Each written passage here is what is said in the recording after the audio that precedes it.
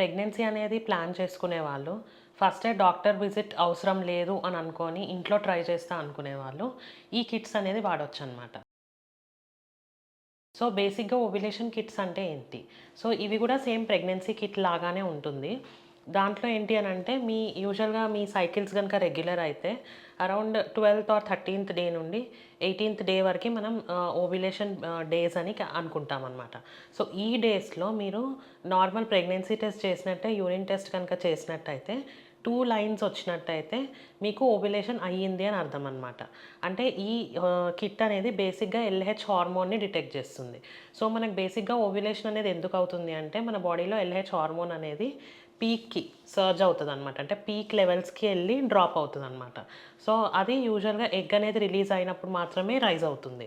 So, ఈ LH hormone, luteinising హార్మోన్‌ని మనకి ఈ కిట్ అనేది డిటెక్ట్ చేస్తుంది. సో, దీంట్లో గనుక 2 లైన్స్ వచ్చినట్టయితే that is the safe period to plan for pregnancy అనమాట.